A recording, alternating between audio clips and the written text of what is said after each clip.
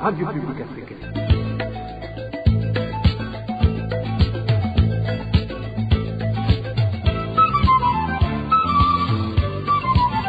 Radio Publique Africaine.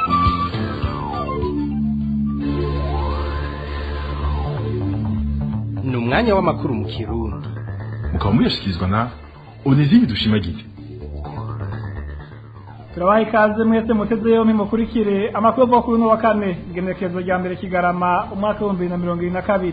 Tuyahere ku ngingo nkuru byagize.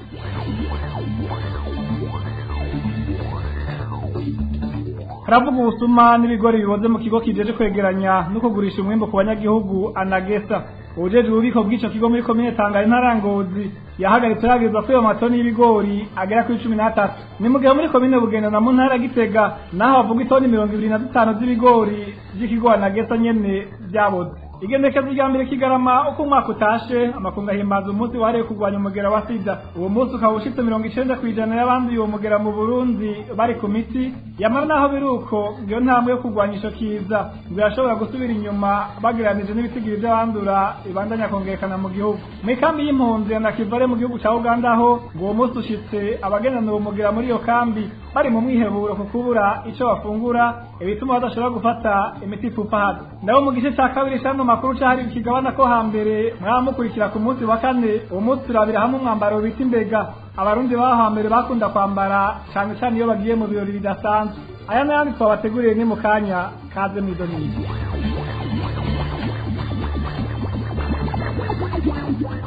Nari mpejeje kubabwira mu ncamake ujeje ububiko bw'ikigo Anagesa muri komine Tangara intara ya Ngozi yafashwe n'igipolisi kuva kuri no wa kane mu gitondo afunzwe yagirizwa kunyuruza itoni zirenga 13 z'ibigori.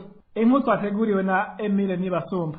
Itoni 13 n'ibiro 240 z'ibigori nivyo ujejwe ububiko bwa Anagesa muri komine Tangara yagirizwa kunyuruza nk'uko intara ya Ngozi vyandika ku muhora wayo wa Facebook. Ayo makuru avuga kandi ko ivyo bigori vyakuwe mu matoni hafi 57 yari yegeranirijwe muri zone Musenyi n'ikigo Anagesa ariko bikaba vyafashwe mu gatondo ko kuri uwa wa gatatu. Kuri uwa wa gatatu nyene umunyamabanga ntayegayezwa mu bushikiranganje bw'intwaro yo hagati mu gihugu iterambere rusangi n'umutekano ari kumwe na buramatari w'intara ya Ngozi bari bagiye muri komine Tangara kuraba ingene uwo mwimbu uri kuragurishwa ku banyagihugu ku giciro c'amafaranga 1200 ku kilo. Buramatari wa Ngozi Emmanuel Ntachonsanze akaba yaneguye inyifato y'ubunyonyezi y'uwo yarajejwe ububiko agasaba n'ubutungane gukora akazi kabwo nk'uko urubuga rwa Facebook rw'iyo ntara rubandanya ruvyandika. Uwo yarajejwe ububiko bw'ivyo bigori ubu akaba ari mu minwe y'igipolisi ku mvo z'amatohoza. Arakoze Emile Nibasumba na amatoni angana 25 y'ibigori byari bigenewe abanyagihugu bo muri komine Bugenda na mu ntara Gitega basanze yose yaraboze. Abanyagihugu bari basubikanye n'iyonka bazi ko baje gusuma bakaba basubira inyuma bikoreye amaboko. Inkuru tubaza Eric Niyonzima. Abantu 10 bari bazi ko bagize amahirwe bagahabwa kuri ivyo bigori basanze vyaraboze ndetse no kunuka binuka. Uko ni kwisoko rya RPA muri komine Bugendana ryatangwe yigana uruganda rwa RPA. Bamwe mu banyagihugu basanzwe n'aborozi b'inkoko muri iyo komine bavuga ko ukizo ntete z'ibigori zari zimeze atani inkoko zozirya keza rugomba kuzica. Mu kisoko rya Vyigana bamaze kubibona uko abariko baratanga ivyo bigori baci bahitamwo abantu mu bari baje kugura baja mu bubiko gusuzuma mu mifuko yose ko harimwe ibikomeye. Uwo mugwi wavuye usanga atamufuko numwe urimwo ibigori bikomeye byose hamwe byara amatoni 25. Isoko rya Cirimenyesha ko bace bakura ku nzira abanyagihugu no batabikoreye amaboko. Izo ntete z'ibigori rero zezashikanywe kuri uwa gatatu mu bubiko bwa komine kubwo abanyagihugu muri komine Bugendana. Izo ntete z'ibigori zezakuwe muri komine Giharo yo mu ntara ya Rutana. Ikibazo abanyagihugu nuko nabo nyene bari bagurishije ibigori vyabo kuri Anagesa navyo bikaba byari bisanzwe biri mu bubiko bwa Lycée Communale. Ivyo bigori rero abanyagihugu bavuga ko vyagurishijwe ku mashuri y'indaro. Ivyanyuma mbere abo banyagihugu bavuga ko vyagurishijwe kuri uwa kane nyene. Kuba rero babazaniye ibigori vyaboze mu gihe ivyabo bikomeye bakabitanga ahandi abo banyagihugu bavuga ko bisa no kudaha agaciro abanyagihugu. Uruganda rwa RPA nirwashoboye kuronka Bukuru Beatrice musitanteri wa komine Bugendana kugira gira ico bivuzeko. Arakoze Eric Niyonzima. Tukiri muri ico gisata nyene bamwe mu banyagihugu muri komine Kayogoro mu ntara ya Makamba barasaba leta kwiyumvira uko yobagenza nabo mu gihe iwabo iryo sekezo ry'ubucuruzi ibigori by'ikigo Anagesa ryatanguye kuri no wa mbere ritarahashika.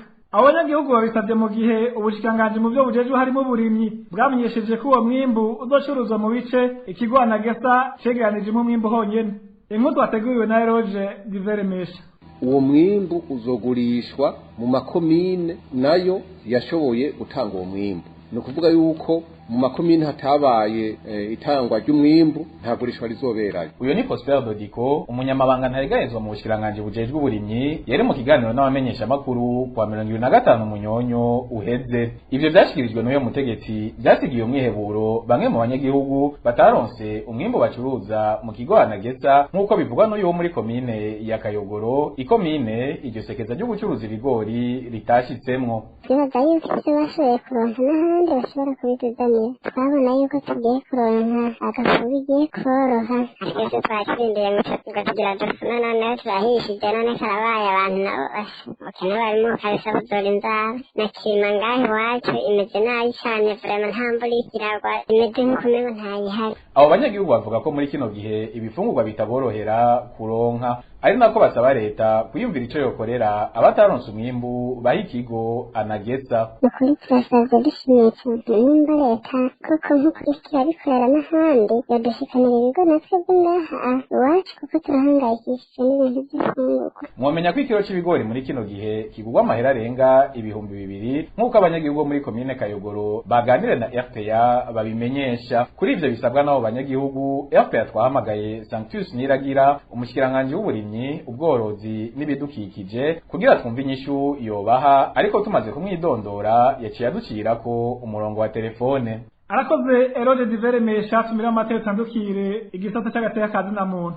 Umukenyezi ni kirumara n'inkingi y'umuryango, umukenyezi ni waramuko agatunganya igihugu agafasha mu bikorwa by'iterambere. Kuhagaritse gukubura bandanya. Chef, ndabakuburire ko reka mbanze mpagarike mwezi ivyo muriko murarondera. Chef, ko mwugaye umuryango n'urufunguruzi. Chef, reka kunkora ko ndagusavye. Ndeka urambisa canke nkoma induru ndeka. Utemenze kwirukana witwe n'inzara. Uri kwingene waje ngahusa. Raba ingene ubutagaze. Chef, niwanyirukana kuko nase gukora ivyo bitera soni nawe.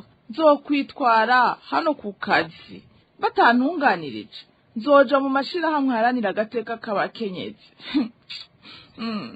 Sindishira soni chef, mugabo urangaye urankuye ko agashambara, ndashaka nicwe n'inzara.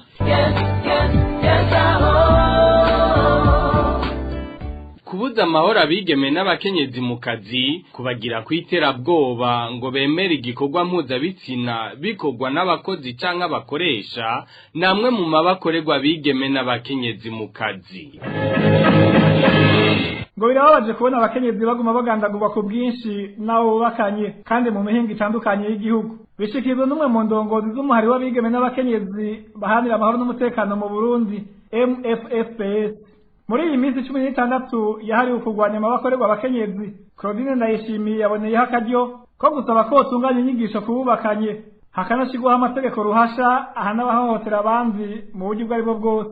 Tega amatwi Claudine Ndayishimiye. Muri iki gihe turi mu isekeza ry'imisi 16 yo kurwanya ihohoterwa rifatiye ku gitsina, birateye ubwoba kandi biranababaje kubona mu mezi abiri gusa abakenyezi 12 barishwe, bamwe bakicwa nabo bubakanye. Urumva ko ari ibintu birenze, ibintu bitumvikana, ukuntu umuntu muba mwarubakanye mukundana, ukuntu umuntu muba mufitaniye abana mwarabyaranye agashobora kwica umugore wiwe, ni ibintu bitumvikana. Kubera nimba umugabo yica umugore wiwe, tuzi kibitera, sinzi ko ari ubukene, sinzi ko ari urukundo rwabuze, sinzi ko ari kwa kudahana gusanze kuhari. Rero tukaba dusaba nyene nkuko twama tubikora leta y'u Burundi kugira icikoze ngo iryo yicwa ryabo bakenyezi rigabanuke, rihere rirandurano n'imico. Mbona cokorwa mu maguru masha nuko umuntu uvuye muri service y'ingo n'imiryango kwigisha amategeko arengera umuntu, amategeko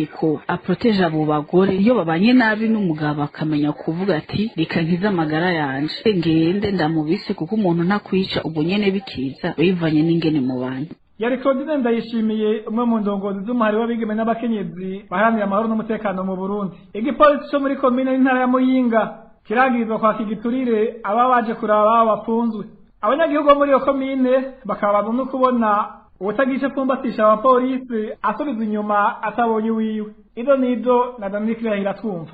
Amafaranga ari hagati y'igihumbi n'ibihumbi bibiri niyo umuntu afise uwiwe afungiwe ku gasho k'igipolisi muri komine ya Muyinga agenda yitwaje kugira ashobore kumubona nk'uko bishikirizwa na bamwe mu bafise ababo bahafungiwe. Ayo mafaranga utayafise ntiwemererwa kuyaga n'uwawe.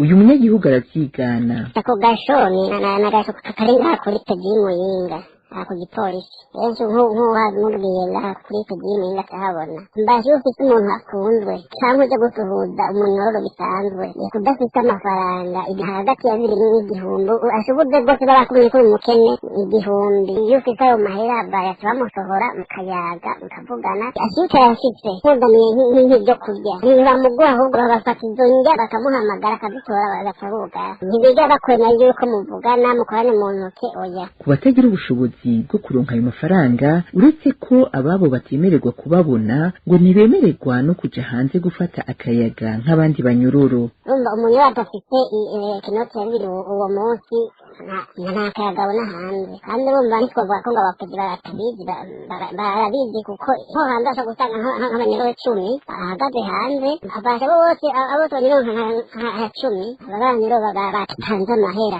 ntimushobora kujya hanze utatanze amafaranga ntigishoboka. Kuri iyo myidogo y'abo banyagihugu uruganda rwa RPA ntigwashoboye kuronka Amede Misago aramutswa komine Muyinga kugira agire icyo ashikirije cyo kimwe n'umukuru w'igipolisi gicungera ku gasho. Tukiri mu gisata c'intwari bereye abakora akazi ko kunguruza abantu ku mapikipiki no ku makinga bo muri komine y'intara ya Kirundo baridoga ko bahisha amafaranga arenze kuyo amategeko ategekanya mu kazi kabo cyane cyane ku munsi w'isoko. Ingaruka z'iryo tozwa ry'ayo mahera bigwa ku banyagihugu biyunguruza n'ivyo vyuma kuko bene vyo bo baca baduza igiciro cyo kwiyunguruza. Inkuru twateguriwe na Elvis Niyomugere. Ku minsi y'isoko abunguruza abantu ku mapikipiki no ku makinga ngo basigaye batangisha amafaranga batari bamenyereye kuko isoko ryacu ribimenyesha inzira zose zinjira mu gisagara ca Kirundo kuri iyo minsi baba bashizeho utugozi kugira ubirengane umutagisibera akarishwa amafaranga 200 nayo mu motare akarishwa 500. Uyu numwe muri abo bagendesha ivyo vyuma atubwiraho utwo tugozi tuba turi bariyeri iraho bita kw'isentare bariyeri iri kw'ikomine mu Kirundo bariyeri iri kw'idodane kw'ibarabara ry'Ingozi aho bita kwa Tasiyana bariyeri iri aho bita Kinyinya ku gashusho ka Bikira Mariya aho kugira uharengane ituma umutakizero utekereza kuriha amafaranga 200 ku munsi w'isoko. Uri umumotari utekereza kuriha amafaranga 500. Abo bamotari bavuga ko badatahura impamvu basabwa kuriha amafaranga ku minsi y'isoko mu gihe basanzwe barihishwa ayandi mafaranga. Abamotari bavuga ko taxi communal amafaranga turiha buri munsi w'isoko nayiki abatakizero ko atwetari ibitasi cyangwa igitasi cy'umwaka cyangwa igitasi cy'uko bakora ubutaxi amajana 200 turiha nayiki ntabuzi cyapfurana ntibagusigurire gusa ntibakugurira bariyeri utayarisha.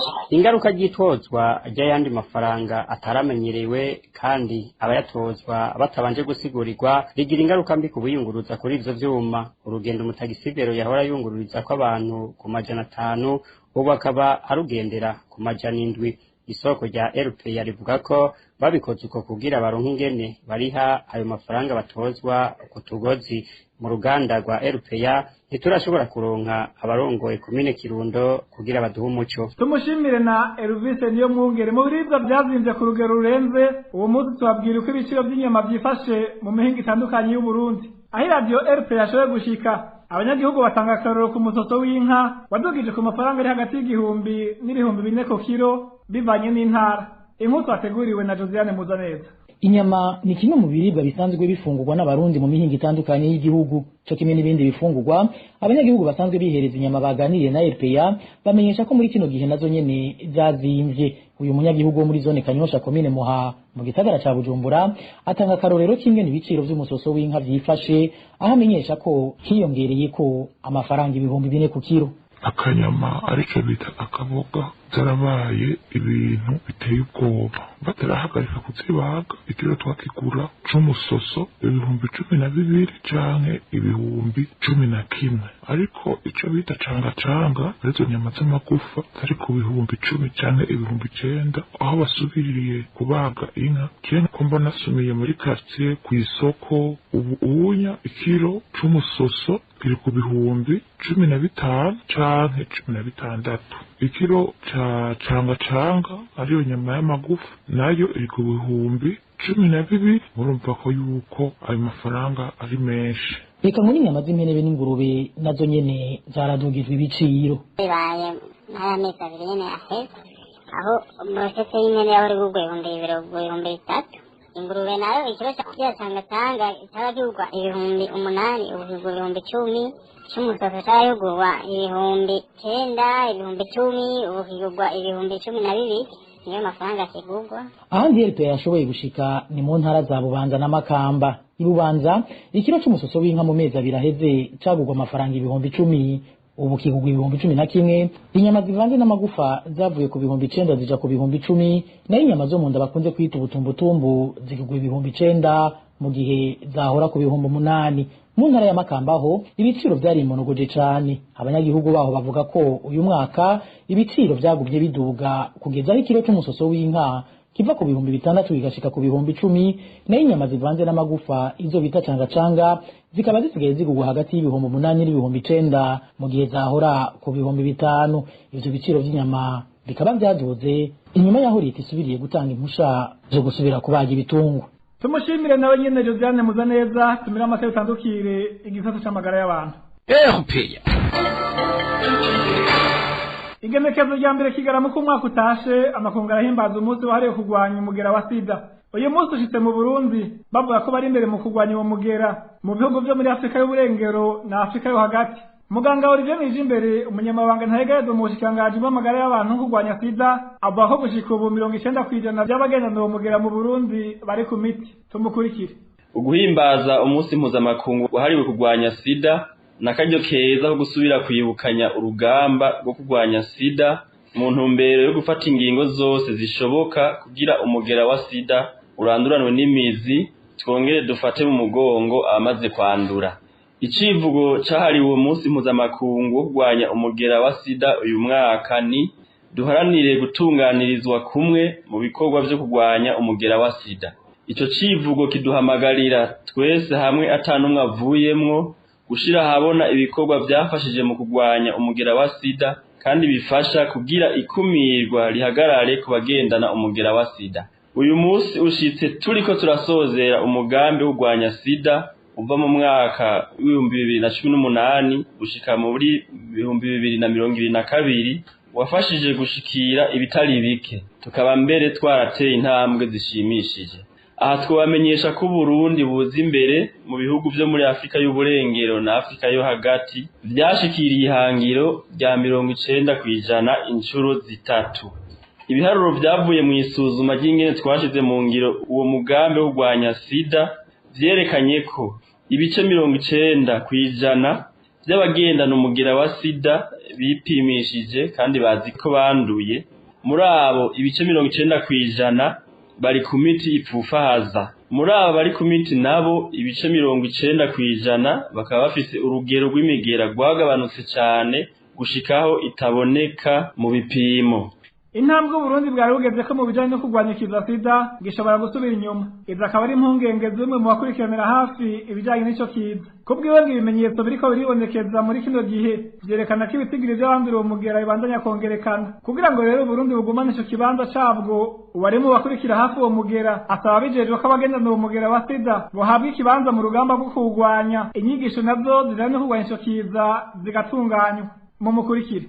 Burundi ibijanye no kurwanya ikiza sida bisa n'ivyafashe murongo ni ukuvuga ko tugeze ku ntambwe ishimishije, ariko icyo niko ndabona ni uko mu minsi ya vuba hatagize igihinduka hashobora kuba ikibazo ku bijyanye na cyane cyane ibiharuro bishasha biriko biraboneka. Nk'ubu hariho hariho byo mu ishyirahamwe FECA beruka gusohoka byerekana yuko abana bashika 800 baba baranduye umugera wa sida bivuye ku babyeyi. Urumva yuko ari ibintu biteye ubwoba. Rero intambamyi zihari ni uko ibikorwa bikorwa ku bijyanye no kurwanya ikizaruhanya na sida bidafatira cyane cyane kuri abo bantu basanzwe bagenda mu mugera aribo bashobora gufasha kugira ngo turwanye ikizaruhanya na sida. Navuga yuko dufashe nko ku bikorwa bibera mu kibano byinshi ntibiriko birakorwa kubera yuko uburyo butangwa budaha ikibanza gikwiriye abasanzwe bagenda mu mugera wa sida. Ikindi ni uko inyigisho ku bantu basanzwe bafite icyo bakora mu kurwanya ikizaruhanya na sida zaragabanutse cyane. Urasanga hageze ko bazana umuti mushasha ugasanga abasanzwe babikoramwo bohera kuba abasanzwe ari abavuzi cyangwa iki, ugasanga nta nyigisho n'imwe bafite ku gituma n'ukuntu iyo miti yotangwa. Turumva yuko bihutira guhindura icyo bita directive national, mugabo urumva icyo ntigikwiye, birakwiye gushimikirwa n'inyigisho ku basanzwe bafite icyo bariko barakora muri ibyo. Ni ibintu byinshi bisaba ko ubwa mbere babanza kuraba mbega n'ibiki bikenewe cyane kurusha ibindi, mbega ni bande bakenewe cyane gukorwako kurusha abandi. Rero mu gihe igihugu comenya ko tangurira kuba vyerekeye, nibaza ko atankeka ikibanza twari dufise mu kurwanya ikizaruhanya na sida cosubira kigatera imbere kurusha uko vyari biri no munsi. Ibiharuro uruganda rwa Rutera rwashoboye kuronka nivyo mu mwaka wa 2020. Ico gihe abagendana umugera wa sida bangana 81,797, muri bo abari ku miti bakaba bangana 71,348. Mu Burundi bitekanije ko umunsi mukuru wahariwe kurwanya sida uzohimbazwa kwa munani Kigarama. Ibirori bikazobera kuri stade Ngoma iri ku mugwa mukuru wa politike Igitega. Abagendana umugera wa sida mu ikambi y'impunzi ya Nakivale mu gihugu ca Uganda bo umunsi ushitse bari mu mwiheburo ntangere, haba mu baserukira impunzi canke mbere mu baharanira agateka kazina muntu muri iyo kambi bamenyesha ko abo bagwayi nubwo baronka imiti batabasha kuyifata kubera kubura ivyo bafungura, mbere ngo hageze naho bamwe muri bo bifuza kwiyahura. Umviriza umwe mu baharanira agateka kazina muntu akorera muri iyo kambi y'impunzi ya Nakivale akaba yasavye ko tumuhindura ijwi kumva z'umutekano wiwe. Abagore ba sida hano ni ibintu bibabaje cyane kubera ko hari abantu bareka gufata imiti kubera ko baba bananiwe no kubandanya bafata imiti kandi batariko barafungura. Jewe mu mezi abiri aheze nahuye n'umuntu umudamu yaretse gufata imiti kandi yiteguye gupfa.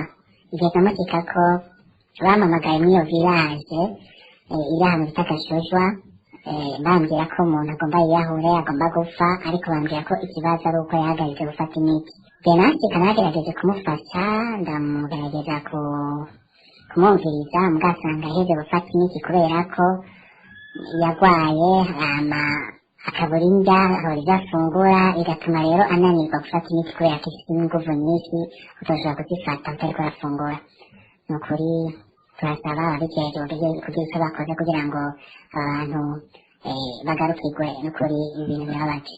Turabandanya n'amakuru twabateguriye. Leta y'u Burundi ngo arikwiye gutunganya ibiganiro n'abatavuga rumwe nayo kugira ngo ikibazo c'u Burundi gitorerwe umuturama aho kwihutira guhimiriza impunzi gutahuka. Ivyo bishikizwa n'abarundi bahungiye mu ikambi ya Nduta iri mu gihugu ca Tanzania inyuma y'aho intumwa za leta zari zimaze iminsi ibiri zigendera iyo kambi irimwo impunzi z'abarundi mu ntumbero yo kohemiriza gutahuka. Abo barundi bakavuga ko urwo rugendo rw'izo ntumwa za leta y'u Burundi ataco rwabunguye kuko bazi neza ko ata mahoro n'umutekano biraboneka mu gihugu, baravye mu batandukanye abari ku butegetsi bakorera abanyagihugu. Kurikira bamwe mu barundi bahungiye mu ikambi ya Nduta baganiriye na RPA.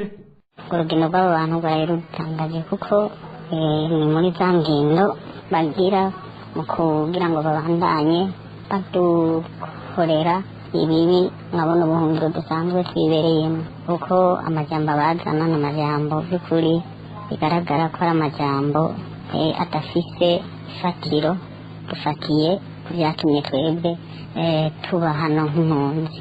Mahoro n'umutekano ari kuri nk'ukwezi mu Burundi, ko kurya bakaganira akaba inyishirama ku barundi bose, ivyo ntibigera babikora guma biruka kugira ngo batera ubwoba abantu babandanye bifashora kuri songoye babice babangaze bafate ku nguvu n'ivyo baba bagomba. Rero by'ukuri ko tuzi Uburundi ku ngendo bagize ntacyo iza ihindura, nta cyizere batuzaniye.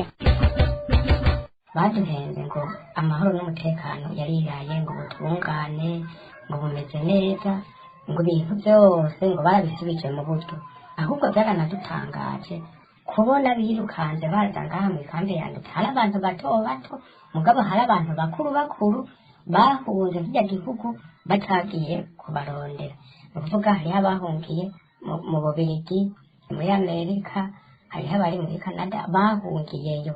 Rero kuba bari gutora barya abantu ati nyamara nimuze tugire ibiganiro igihugu cyacu tucambike umutamana, nyamara aba bantu bahunze bose kugira ngo batahuke, nico bari kwihutira gukora.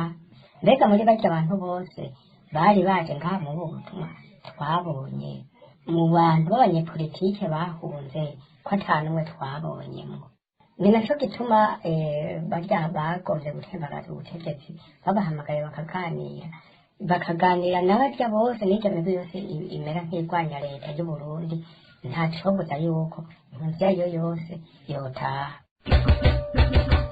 cobanza gukorwa imbere y'uko batangura guhimiriza ngo impunzi zitahe, ni ukuvuga mbere na mbere gutanguza ibiganiro bizana amahoro n'umutekano kuri bose, kugira ibwirizwa shingiro ryongere ryambikwe iteka, hakongera hakakwa ubushobozi n'uburenganzira tubona imbenerakure zifise aho babaha usanga bafise zikapfa ku bushobozi rero bwo kwicira umuntu buza bafise kabubaka, hanyuma hakajaho na leta rero yizewe na bose ikorera buri murundi wese, atari leta ikorera umugambi umwe wonyene gusa. Mwijambo yashikije muri urwo rugendo ubuserukiye ubushikiranganji bw'intwaro yo hagati mu gihugu n'iterambere rusangi n'umutekano, General de Brigade Nimbona Celestin yavuze ko leta y'u Burundi yiyemeje gutahukana mu mwaka wa 2023 abarundi bagera ku 70,000 bahungiye mu bihugu bitandukanye.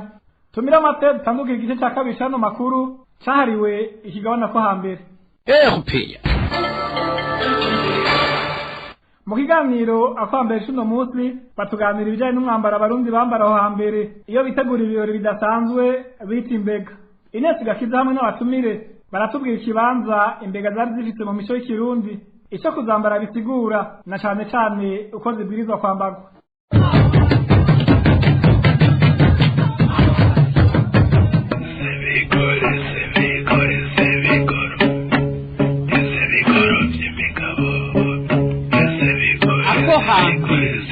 Ikiganiro ca kahise, amayagwa n'imivugo n'imigenzo y'ikirundi. Ako hambere mugishikirizwa n'abamenyesha amakuru ba RPA iminsi yose ya kane.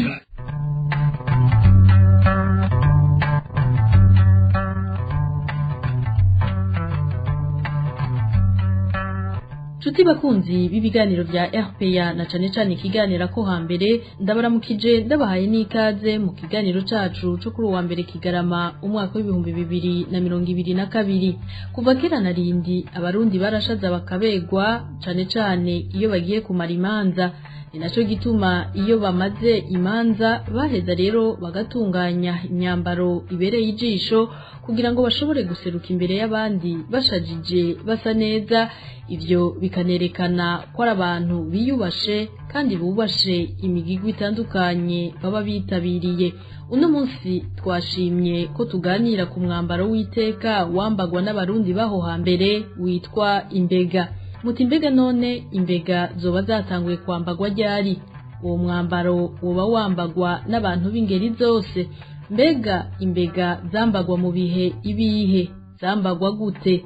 Uwo mwambaro w'iteka woba ucambagwa muri kino gihe uko zambagwa aho hambere niko zambagwa ubu? Ibi nivyo bibazo tuza kugerageza gucijya nino n'abatumire bacu. Elise Fabrice Ngabirano akurikiranira hafi bijanye n'imico n'akaranga vy'u Burundi, hamwe na Emile Ruberintwari umunyamideri akoresha ibikoresho biranga imico n'akaranga ku Burundi. Ines Gakiza nije ngira ndakibashikirize, sangwa ikaze.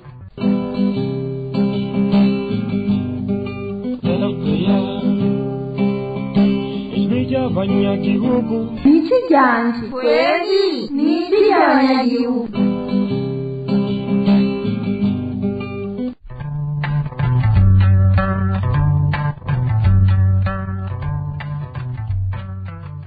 ndasubiriye kubaha ikaze. Mwavyumvise mu ntango za kino kiganiro, abarundi bamye ari abantu bubaha cane imigigwa yo mu mico y'ikirundi. Ivyo rero bigatuma badapfa uko bambaye mu manza. Muri ivyo bambara hari umwambaro wo kumara imanza bahurirako nka bose, ari wo witwa imbega. Emile Ruberintwari asanzwe ari umunyamideri atangura avuga ko imbega zatanguye kwambagwa ku ntwaro ya cami, mbere akanagira ko anatubwira ibigize imbega. Imbega zatanguye kwambagwa mu gihe c'abami. Dufatiye ku mpuzu bambara, ni impuzu zitatu. Uvuga ngo hari impuzu bambara munsi batanguza hasi, kandi hari impuzu nininya, hakaba n'iyindi impuzu bambara hagati. Iyo mpuzu nayo ifite amabara atandukanye, hari abakunda kwambara amabara agiye afite amabara y'ingwe cyangwa n'andi mabara bari kwishurwa bivana n'ibara umuntu akunda. Hakaba n'akandi gahuzu barenza ko hejuru, ko hari igihe kaba gafite amabara ariko amashurwe cyangwa ibara rimwe, ryaba ibara ryera cyangwa irindi bara. Hama igihete ni icyo bambara mu izosi, ni ukuvuga ngo byari ibintu bakora mu mazi. Igitako cyo mu mutwe, igitako kiba kigizwe n'ubuyeye bwo bita ubudede, bakakijisha bakagira umutako umuntu ashatse kuyiha n'amabara atandukanye, ya amabara yera, amabara yirabura cyangwa amabara atukura. Abubu duca tugira amabara y'ibendera ry'igihugu, ibara ry'icyatsi, ibara ritukura n'ibara ryera. Byose ukabitaka haba mu izosi nyene, bikagaragara yuko ari igitako kimeze neza, cyaba cyo mu izosi cyaba cyo ku kuboko kigasa n'icyo mu mutwe. Hama igitembe kera cyari gikozwe mu mujumba, ni nk'umuringa, ariko ubu mw'iki gihe kubera bitakiboneka, ni igiti babaza. Mugabo kera baba ari umuringa ukozwe mu mujumba. Hajyanye nta muntu yambara imbega adafite icumu rigaragaza yuko ari umuntu w'umushingantahe, umuntu ashobora no kwivuna. Icumu rigaragara, icumu rirerire niryo ryaranga umuntu w'umushingantahe. Hama ikindi naco ni umuhivu nawo nyene ni nuzi ikoze mu byatsi biba vyumye, kandi ivyatsi bidasanzwe, ivyatsi vyiza bigaragara neza. Kenshi biva mu ntara ya Cibitoke, niho dukunda kwikura.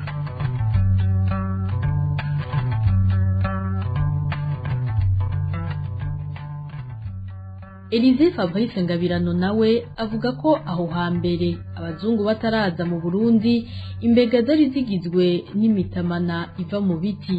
Uwo mutumire wacu anatubwira yuko ibigize imbega batapfa uko bavyambaye. Imbega ni umwambaro wari ugizwe n'imitamana itatu, ibiri minini n'uwundi mutoyi, hanyuma ukagirwa n'icumu, ugacukirwa n'ibitako. Ivyo bitako vyari bine, hari ico mu mutwe, ico mw'izosi gifise ubuyeye burereta, hakaba n'udutako duto tubiri twaja ku maboko dufise ubuyeye burereta natwone. Hanyuma rero hakaba n'icumu, hagaca haba n'imihivu bapfundika kuri izo mbega. Imbega imbere y'uko zishika mu Burundi ari impuzu, imbega za kera zari zisanzwe zikozwe mu biti, nk'uko abarundi baho hambere bambara impuzu zivuye mu biti nk'ivy'imivumovumo, imimandabe n'ibindi. Hanyuma imbega aho hambere mu kuzambara, ni ukuvuga imitamana ibiri minini niyo yatangura kwambagwa. Umutamana wa mbere ugaheza ugafita ipfundo ku kuboko kw'iburyo hejuru ku rutugu rw'iburyo. Umutamana wa kabiri ugafita ipfundo ku kuboko kw'ibubamfu ku rutugu. Hanyuma umutamana wa gatatu wacugira ipfundo ku kuboko kw'iburyo canke kw'ibubamfu. Byaravana n'umuntu kuko byavana n'ukuboko kukubangukira gukoresha. Hanyuma rero agaca afata n'icumu mu korafu. Ico naco cyari ikimenyetso cy'uko ataba agiye guhiga. Uwo mushinga nawe niyo aba agiye guhiga.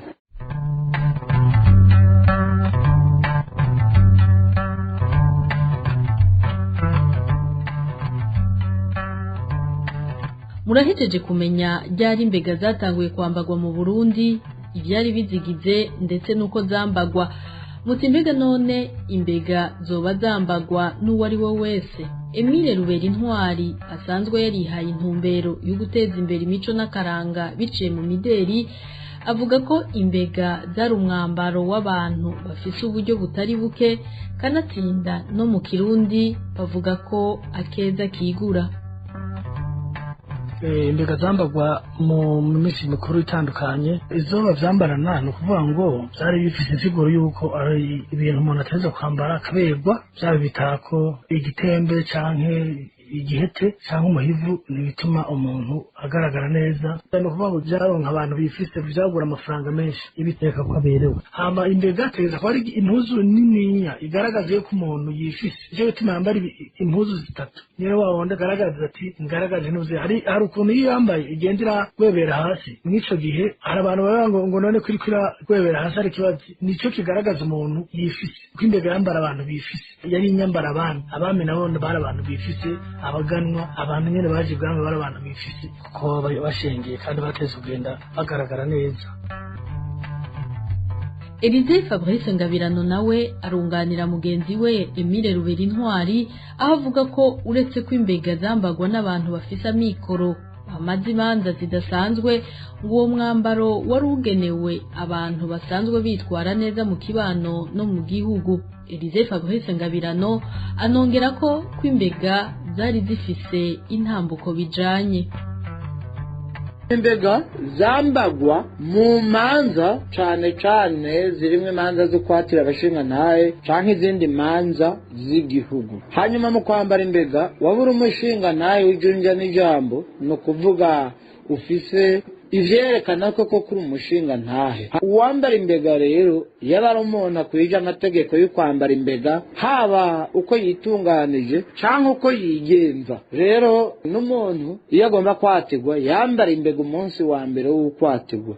Uko zari zisanzwe zirutana byaravana n'umuntu ubushobozi afise kuko hambavu y'imitamana twavuze n'ibitako twavuze harabaho nk'ibirezi canke ugasanga bakoresheje nk'ibindi bintu bivuye mu mujumbu canke ugasanga bivuye mu bifyera ugaca usanga ibihete canke ibirezi navyo baravyambaye mw'izosi hanyuma rero bagaheza bagashirako imihivu. Imbega rero mu kuzambara zari zifise n'ingene zitambukirwa intambuko ya gishinga ntahe utera ushira 10 imbere hanyuma kandi wifashe ifyinga canke mw'ifyigo ritumbereyemwo wa mutamana ugira gatatu warenzwa ko hejuru umwe mugufiya. No kuvuga yuko inkokora bataheza ngo bayibone mugabo bayibonera muri uyo mutamana hanyuma rero kayitambukira neza muri ibi twokwita nk'uyu munsi ngo defile. Hanyuma ikimenyetso cy'imbega cari ikimenyetso gihambaye nk'uko uyu munsi dushobora kuvuga amakositime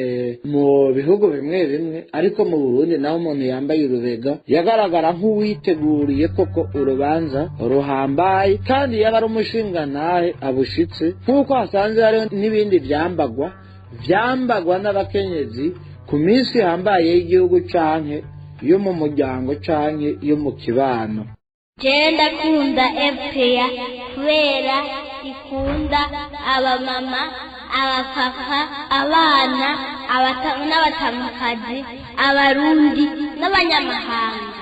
FPA nitwe rya bose.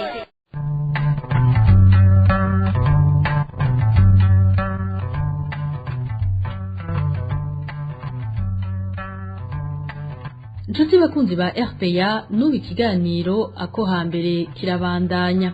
Abatumire bacu bahejeje kudusigurira neza ko imbega wari umwambaro w'iteka n'icubahiro utambagwa n'uwo ari we wese canke uko ariko kose. Muribaza muti mbega none uwo mwambaro ubereye ijisho muri kino gihe woba ugifise ikibanza wari ufise mu mico y'ikirundi aho hambere? Naha nyene umutumire wacu Elize Fabrice Ngabirano aragira ico ashikirije.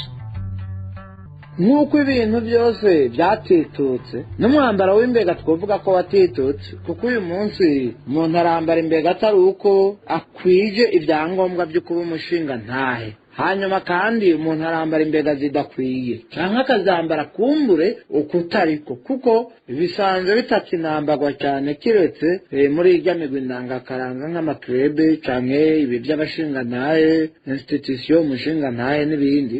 Rero ubuye ntibicubahirizwa ariko ababishinze bo bari bafise ingene babitunganya kugira ngo bize bibereye kandi byambawe ku rugero rwiza. N'uyu munsi aya makositime dufise twambara tukavuga ngo turaberewe niwo kwambara ikaruvati uyirabisha inyuma nico gituma no kumbega bavuga bati kidatumbereye aha n'ubu kibaye umwambaro ubereye ari naco gituma abambara imbega mu buryo butari bwo kumbure kubera inyigisho nke canke kubera kutamenya baba bariko bararenga ku mategeko y'uwo mwambaro kuko ntiwo kwambara kositime ngo uyirabishe inyuma canke ngo ikaruvati irabe inyuma canke ngo ipantaro ahari kuja imbere haje inyuma n'imbega zari zifise rero kumbure ukundi zambagwa ariko kandi umwambaro w'imbega n'umwambaro ubera cane n'umwambaro ubera umuntu awambaye cane cane iyo umuzi yuko ari umuntu azize ibikwiye kugira ngo abe umushinga ntaye canke yigenza neza ukabona ariko arawushogomangamwo ntahuriye na gatoyi n'uwambaye kositime kuko kositime nivyo irabera ariko uwambaye urubega nawe canke imbega ababerewe cane gose. Mu gusozera umunyamideli Emile Rubera Intwari atera akama abarundi ba none guha agaciro uwo mwambaro kugira ngo bateze imbere umuco n'akaranga vy'ikirundi ntibigenda akagirire. Ubw'uwo mutumire ivyo ngo bashobora kubigerako mu kwitwararika kwambara imbega mu minsi mikuru ihambaye na cane cane iyo bagiye guserukira igihugu mu makungu. turavye ubu ukuntu abantu bagaragara mu manza imbega nta kibazo bataye kuko aho haje imico y'abazungu abantu baje mu manza bambaye amakosime kuva rero kugira ngo dusubire twibutsa kakera abantu bogenda mu rubanza kuko mu rubanza niho umuntu agaragara yuko yaberewe nihagaragara ati ndatwara ka gahunzi ko ku rubanza n'abandi bavuga ati ka gahunzi ko mu misa ariko dufatiye ngo urubanza rw'umuco w'ikirundi n'urubanza rw'ukuja gukwa niho umuntu yovuga ati ari umuzinga ntavuga ijambo ari uja mu hungu wagiye gukora n'abamuherekeje yuko nabo bokwambara imbega kugira ngo umuco wacu ntuzimangane tugasubira tukibutsa abantu bakamenya ukuntu abantu baba baberewe iyo baserutse mu rubanza. Urabona ko no mu gihe cyo kwatira abashinga ntaye barambara imbega kandi urabona yuko biba bigaragara neza bakaba baberewe bisa neza biranga n'umuco w'ikirundi kandi tukadashima n'ukuntu niyo abarundi baserutse mu mahiganwa mpuzamakungu mu majeux olympique urabona yuko basigaye bagenda bambara imbega no kuvuga ngo ni kiranga umwambaro wacu w'akaranga ivyo bita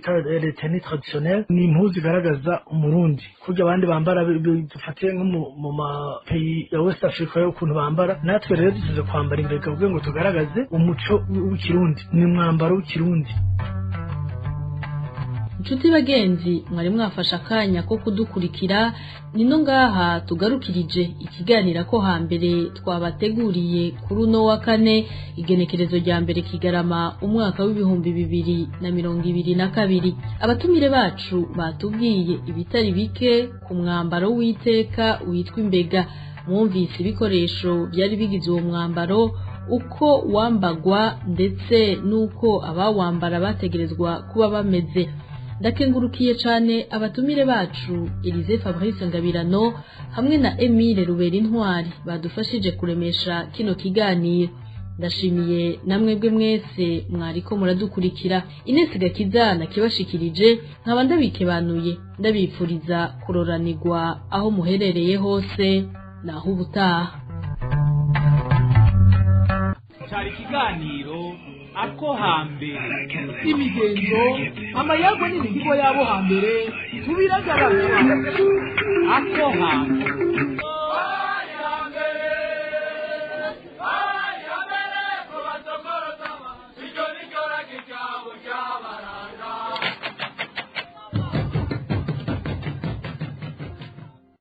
arakoze Inesi Gakiza n'abatumire biwe murakoze mwese mwakurikiye no makuru bakoze kandi bagenzanje batorokanije hamwe n'abo mu buhinga bw'ivyuma batumwe muyakurikira tankomanzi Onezime Dushema bizina yabashikirije ndabasezerera yifuriza kororaniko.